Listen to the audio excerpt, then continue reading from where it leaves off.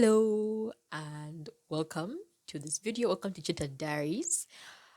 This month has been the Money Tales series on my channel, and today is part three. And as you can see from the title, we are talking about lifestyle inflation. Okay, and I, excuse me, excuse me, I love this topic because I am a major culprit. I've had so many discussions with like my close friends, my sisters were also amongst my close friends, and I know like I'm a huge perpetrator, okay, of this major flaw that one might have in their financial journey, okay, and that's what today's video is going to be about: lifestyle inflation. So now, a quick definition in case you don't know what lifestyle inflation is. Lifestyle inflation is where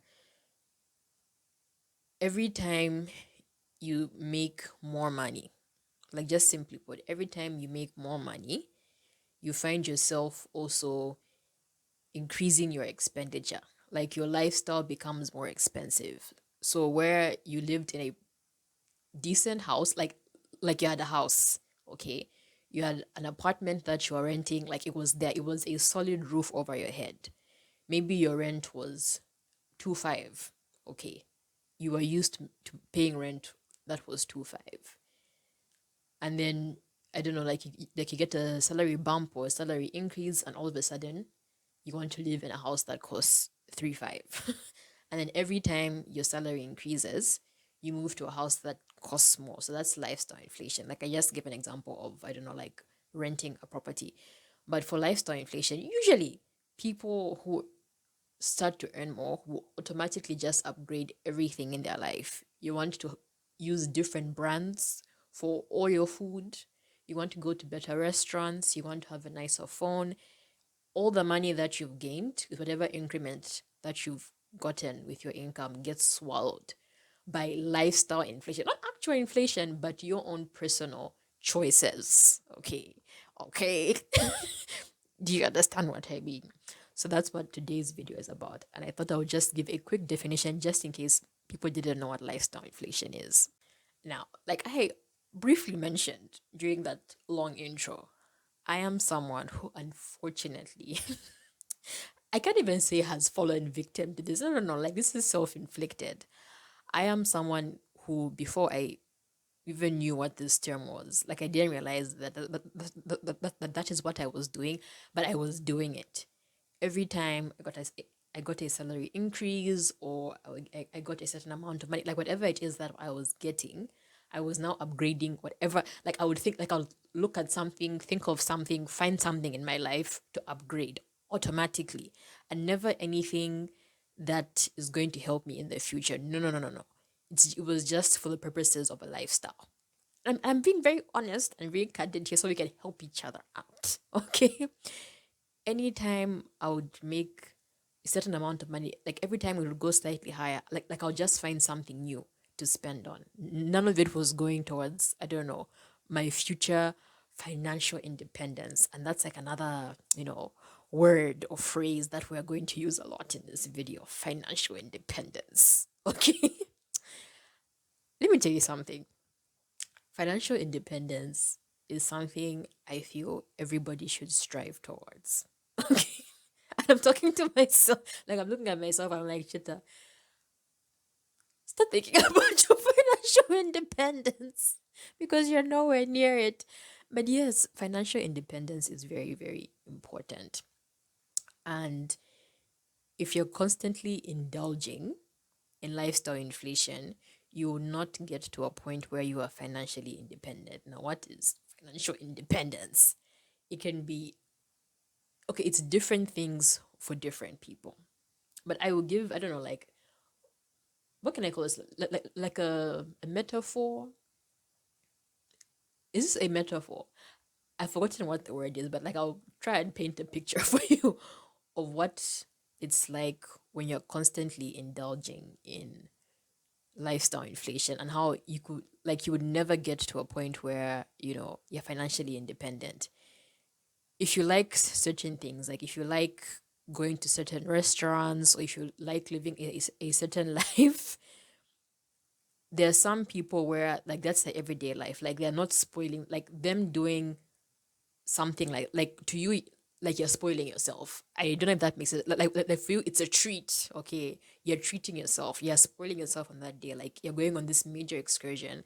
That is a big deal for you. For other people, like that's the everyday life, like that's the normal life, like they aren't overthinking it.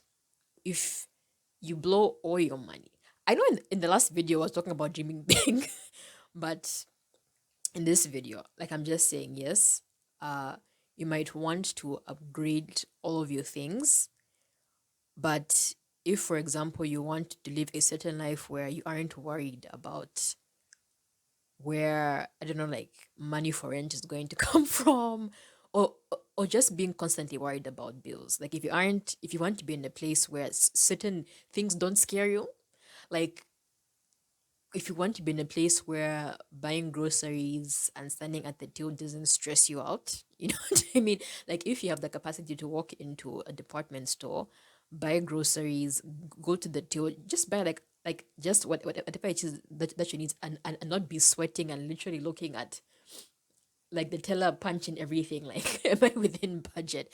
By the way, like that's great. Like always be somebody who is tracking your expenditure. But if you're someone who's stressing out, wondering whether you're going to have like if you want to get to a point where a grocery run isn't stressing you out, okay, if you want that financial independence where you can afford such things with ease, lifestyle inflation will set you back.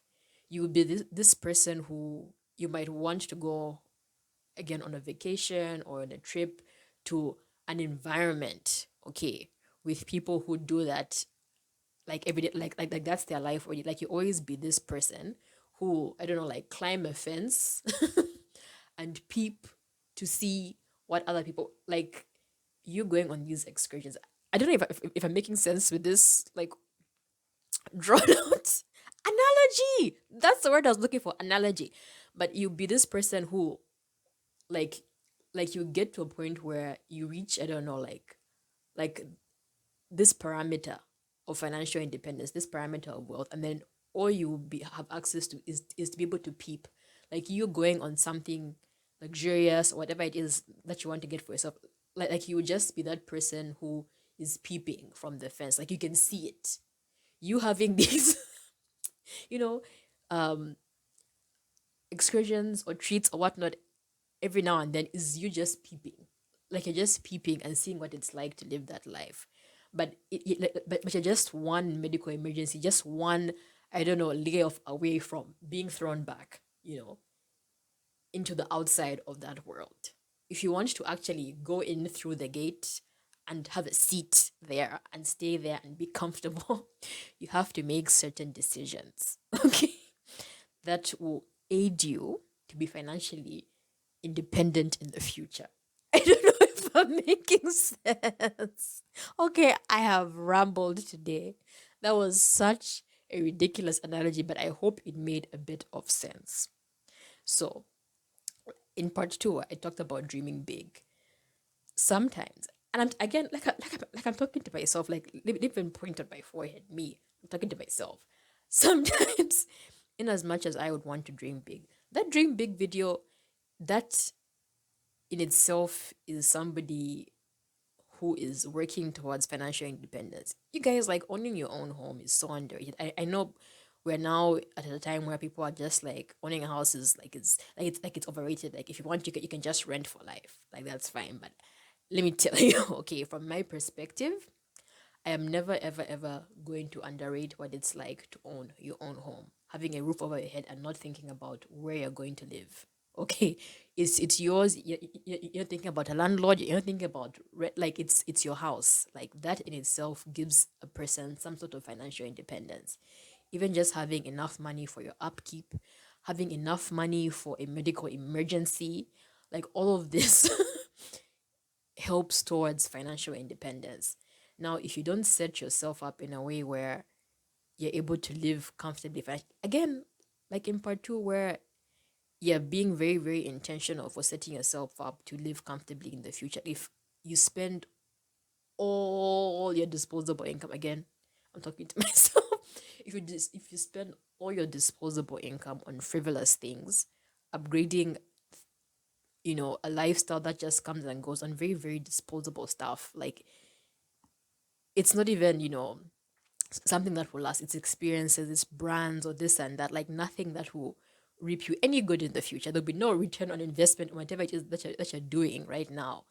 Sorry, I had to pause for a bit and come back. But yes, as I was saying, um, if you keep indulging in lifestyle inflation on frivolous things, you would never progress and you would never work towards something that will help your future self. So I wanted to highlight that sometimes, okay, and I know I said in the previous video, I like to spoil myself, I like to have a good time, but I'm also at an age where I've told myself to be very, very serious with what it is that I'm doing. I have friends who are like I'm thinking of two right now. Those two ladies are super savers. Like we've been friends for quite some time. For one of them, like I've known her for, I don't know, like over 10 years. For the other friend, like I think we'll be clocking 10 years soon. But these two ladies, you guys, like they save. Like if they say they want to get something, they want to acquire something, they will save. They will not flinch. Like nothing will be will distract them or lead them astray until they get to that goal. They will not like do the most. Fine, fine, fine. Maybe here and there they might spend, but I've seen these two ladies say, I want to do so and so. Whatever money that I come in, whatever bonus, whatever gratuity, whatever it is that I'm going to have, it is going towards this project. And like this project could take me maybe 2 or 3 years to save for. I will save for it and I will get it. Like they have been so disciplined and they have managed. And I love that for them. That's one way to do it. And there are people who are like that and like they've gotten like what they needed like they've gotten that they needed to get. Other people like just don't even think about the future. Like they're waiting for, I don't know, like a miracle or something. Again, like in part two, like those people who just want from a miracle or a breakthrough, they don't realize that they are being, I don't know, like blessed. They are being provided. They are being fortunate enough to have a certain amount of money where they can do something about, what they want, but they're, I don't know, they're blowing it. I've been that person in the past, but I have been actively trying to get to a point where I establish a good balance. And when I say balance, I don't mean 50-50, where 50% is just good times, good vibes, and 50% is me, being serious and doing like, adult things for, that sounded wrong. But you know what I mean? Like being an adult and being mature towards, stuff for my future. So now that I'm in my 30s, but as in my late 20s, like, you know what? Let's try and make it 50-50, 50-50, 40-60 on a month where, like, I want to have more fun. But now, like, I'm trying to tell myself that, there are certain things that I really, really want. Like, if I really, really serious about them, let me start shifting, this balance. Okay, let it be more of, like let me start tilting the scale a bit more towards, more responsible things if I want that financial independence sooner than later, if you know what I mean. More of it needs to go towards investments or savings or something that will benefit my future, and less on enjoyment, less on lifestyle inflation. That's what this video is about. Today's is short. Like today's is short and sweet because part four, I know part four is going to be an hour long, if not longer. It's going to be a long video. So I wanted part three to just be, said, because I did want to just touch on this. I feel like it's a very, very important point to make. Some of us don't realize that we're indulging in lifestyle inflation. Do an audit of your life and what it is that you spend. I have. Am I ever going to change? I feel like I can. I can. I'm getting there slowly, but I obviously have like a lot more work to do on myself, because I'm that person where as soon as I'm making a bit more, like I find something new to spend that money on. Like I will spend it, but I'm trying to do better. I'm trying to do better. Like in fact, this is me also just like I'm basically just speaking to myself of how if I want to reach that financial independence, I need to make some sacrifices. If you're also watching this and you're like, let's do this, we can do this together. Like I've already given that example. The next time you get a pay rise, the next time you have access to a certain amount of money, don't look for something to upgrade if the life that you're already living wasn't bothering you that much. If you are okay, if you are fine, okay, there's absolutely no need for you to upgrade something that was already okay. Put that money into something productive that will benefit your future. And it doesn't even have to be your future, it could even be your present. Like I said, sometimes, okay, not okay, I didn't say that. Juicy, like if you guys know the YouTuber Juicy once said, in fact, she's said it many, many times, some of you are just one medical emergency away from bankruptcy. I shouldn't laugh. It's not funny because it does happen sometimes, but yeah, let's, yeah, let's, let's try and do better. Let's try and do better. So I will end the video here and go and change my hairstyle once more so I can film part 4. And part 4 is going to be a serious video. So like I actually need to calm down and take a breath. I don't know, like maybe I should drink some tea or something and come back a bit refreshed. Cause yeah, it's going to be a video where I'll probably be in my feelings, but I felt or I feel like I can't do a whole series on money and not talk about that topic. But yeah, I will see you in that video. Thank you so much for watching this one. And goodbye for now.